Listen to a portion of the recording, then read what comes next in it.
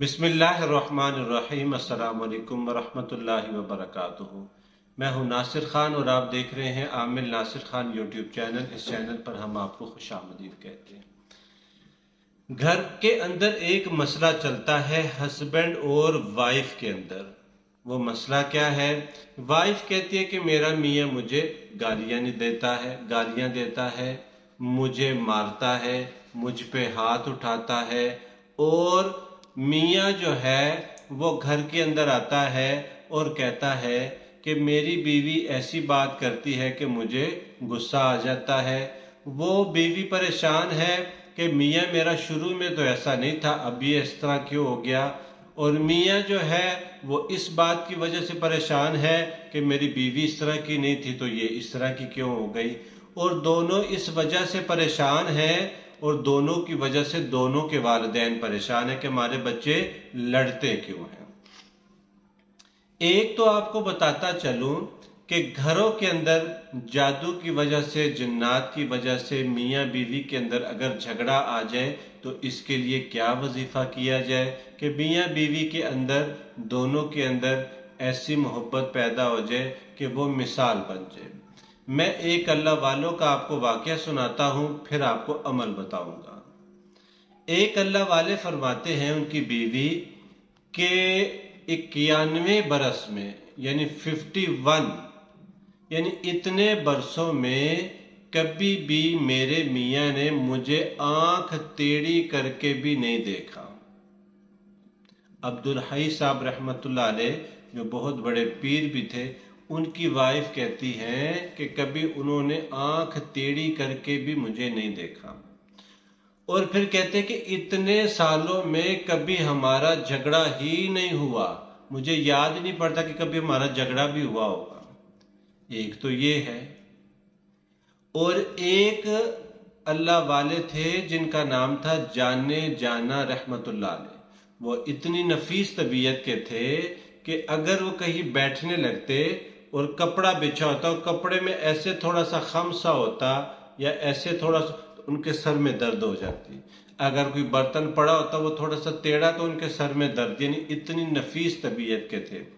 اور ان کی بیوی ان کی اس طبیعت کے بالکل الٹ تھی، اور وہ فرماتے تھے کہ میں اپنی بیوی کو برداشت کرتا ہوں، اللہ نے مجھے اسی کے ساتھ بخش دینا ہے۔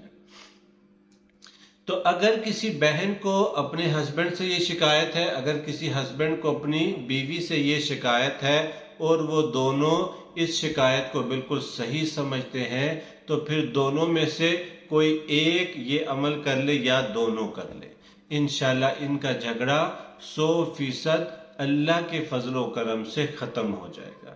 اس عمل کو غور سے سنیے گا، آپ کے گھر کا جھگڑا، آپ کے گھر کا سکون، انشاءاللہ جھگڑا ختم ہو جائے گا، سکون واپس آ جائے گا۔ ایک تو آپ نے کیا کرنا ہے، وہ اگر بہن کو پریشانی ہے تو بہن کر لے، ہسبینڈ کو پریشانی ہے تو ہسبینڈ کر لے۔ کیا کرنا ہے؟ 786 مرتبہ 786 مرتبہ بسم اللہ الرحمن الرحیم یہ پڑھ لے، ایک ہی وقت میں، ایک ہی نشست میں، باوضو ہو کے، کسی سے بات نہیں کرنی، یہ پڑھ لے ایک ہی وقت میں۔ پڑھ کے ایک پانی کی بوتل رکھ لیں، 1.5 لیٹر کی، 1 لیٹر کی، 5 لیٹر کی، جتنے کی مرضی ہو، اس پہ دم کر دیں۔ وہ دم کیا ہوا پانی آپ اس اپنے ہسبینڈ کو پلائیں، اگر ہسبینڈ نے دم کیا تو وہ وائف کو پلائے، یعنی یہ 1 ہفتہ کرے، 1 ہفتہ۔ اس کے اندر کوئی نیا پانی نہیں ڈالنا اور وہی پانی رہے۔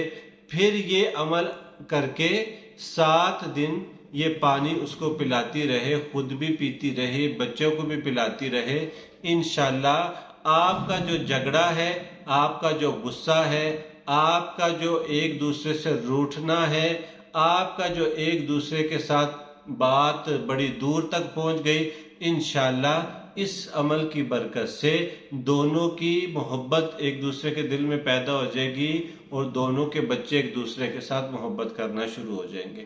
اور اگر وہ سمجھے کہ مجھے اس عمل نے تو بہت فائدہ دیا، کیونکہ میں نے جس کو بھی بتایا اس کو تو بڑا فائدہ ہوا، تو اگر اس عمل کو وہ سمجھتے کہ مجھے بہت فائدہ ہوا، تو پھر 8 दिन के बाद या 7 दिन के बाद वो फिर एक मर्तबा कर ले।